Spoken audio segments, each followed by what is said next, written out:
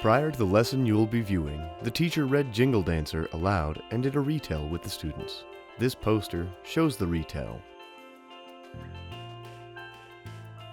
In this portion of the video, you will be viewing the teacher and students engaging in a close reading of figurative language and vocabulary. And we'll be doing a close read. We're looking at little sections of text to get more meaning from it. Finally, eventually, okay? And I like to call those transition words or time order words. Those are words that the author uses to explain when things are happening, how much time has passed. When we did our news article, we said yesterday or last night. Those are words to help explain when things are happening.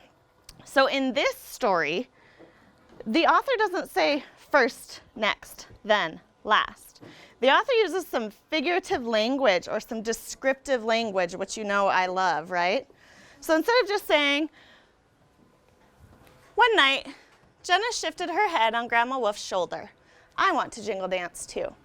Instead of saying first or one night, what descriptive language does the author use? I want you to look at that first paragraph and see if you can find the phrase that explains when something happened. Everyone look for a minute. Adam, what do you see? Did everyone hear Adam? Yes. He said, as moon kissed sun, good night. Do you agree that that tells you when something happened? Yes. Okay, well, when did that happen then? When moon kissed sun, good night. What do you think about that? Caleb says sunset, maybe? Okay. So when the moon kisses sun good night, do you agree with Caleb that that is probably evening time?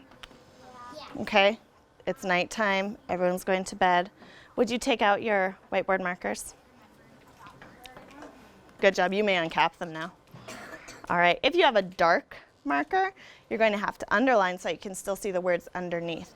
And we're going to find that descriptive language and the phrase that the author uses to paint the picture in our mind. So we're only in the first paragraph. Let's read it together, the whole paragraph on the count of three. Are you ready? 1, 2, 3. As moon kissed sun good night, Jenna shifted her head on Grandma Wolf's shoulder. I want to jingle dance too. Now, Caleb and a few of you mentioned that the figurative language or the descriptive language is as moon kissed sun good night. I want you to take your whiteboard marker and underline that phrase. What you and your learning partner are going to do is go through the rest of the paragraphs, and I want you to stop when you get to this big orange box. We're going to save that for later. Where are you going to stop? Great. So you and your partner are going to read those paragraphs. We might read them together first. And then you and your partner are going to find the descriptive language that explains when things are happening. Instead of first, next, then last, when are things happening? And then we're going to kind of draw those on the board or on our retell sheet to explain the sequence of the story or the structure of the story. Ryan, I want you and your partner to talk about it and find the sentence that explains when it happens. Talk to your partner.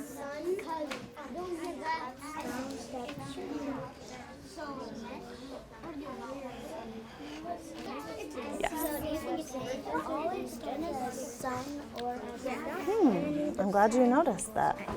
Good thinking. As sun fetched morning.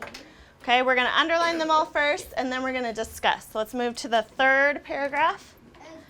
And what did you find? Oh, you're all finding the same ones. That's a good sign. And down below? Perfect. And last. Good. Now, Amelia, would you say again sort of what you noticed about all these phrases? They're all starting with as the sun or as the moon. That's a good observation. Clay? I realized everyone was the first sentence. That's a good observation too. And when we were looking for main ideas that one time, it was always the first sentence too, wasn't it? Or usually. So same with this. Good. And that makes sense. May I borrow enough jingles to make a row? Jenna asked, not wanting to take so many that Elizabeth's dress would lose its voice. You may, Elizabeth answered, burrowing through her messy closet for her jingle dress. This weekend, I'm working on a big case and can't go to powwow. Will you dance for me? I will, said Jenna, clasping her cousin's hand. Do you remember that part in the book? Who is she visiting at that point? Is it her cousin Elizabeth or her Aunt Elizabeth? Look. Cousin. Okay. So here's cousin Elizabeth. What is Elizabeth's job? Lawyer. A lawyer. Good job. And we talked about that. She's coming home late from the law firm. So we decided she could be a lawyer. She could be a judge. There's lots of different things she could do. So here's the page that it's talking about. Do you remember this page? Okay. And Jenna is asking her for a row of jingles. Now what I want us to focus on are a couple different words when we read today.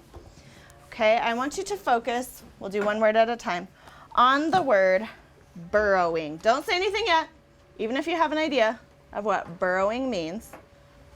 I want you to find it first. Burrowing. What will you look for at the beginning? Burrowing. And what's at the end? Ing, I-N-G. Okay, you can underline that word burrowing, please.